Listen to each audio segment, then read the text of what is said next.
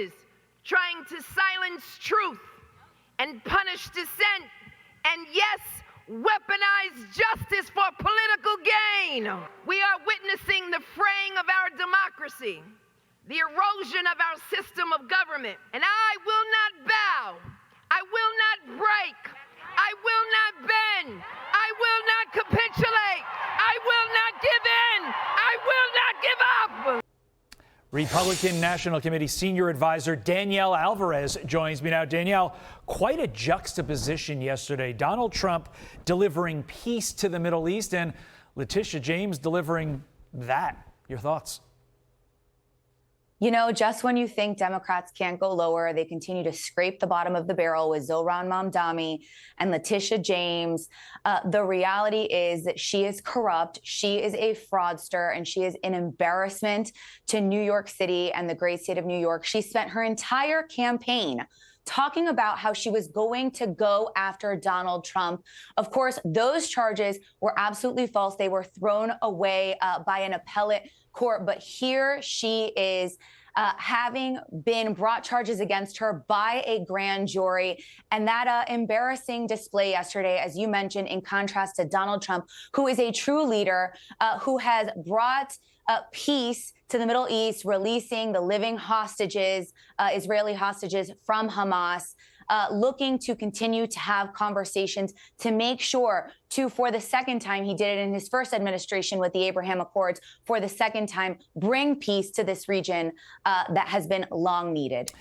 That said, just hours before those final hostages were released, Zohran Mamdani was actually raising money for UNRWA. That's a UN organization we are well familiar with that actually, it's well documented, employed October 7th terrorists. Yet all the polls still indicate he's likely to become the mayor of America's largest city. Danielle, your thoughts? You know, I think it's incredibly unfortunate. His platform, he completely identifies as a socialist Democrat.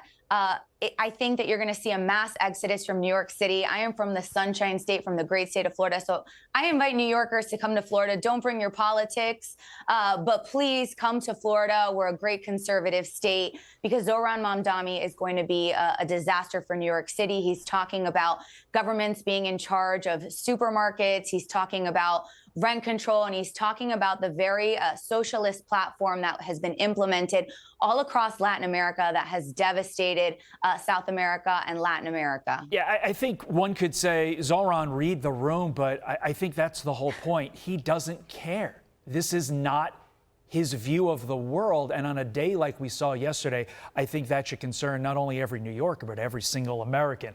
Broadening this out for a moment, President Obama scolding Hispanic voters, waving the finger that supported President Trump in 2024 over inflation concerns. Listen to this. If you are a Hispanic man and you're frustrated about inflation, and so you decided, you know what, all that rhetoric about Trump doesn't matter, I'm just mad about inflation. And now, you know, your sons are being stopped in L.A.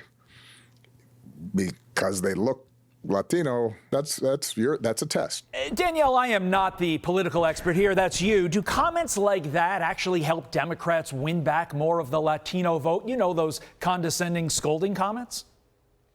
Absolutely not. And here is the proof. During the campaign, he scolded black men, and that certainly didn't help the Democrat Party. Now he's come out again and he's scolding Hispanic men.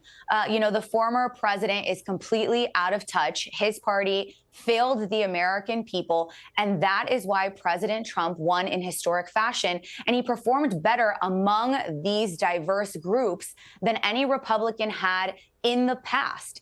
And what we know is that Hispanics overall support President Trump's agenda, whether it's being tough on crime, whether it's securing the border, or whether it's his economic policies. Hispanics are better off. They were better off during the first term, and they are certainly better off in President Trump's current administration as a result of President Trump's success. Danielle, we got a lot in there. Thanks for joining us here on a busy Tuesday morning. We appreciate it. Thanks so much.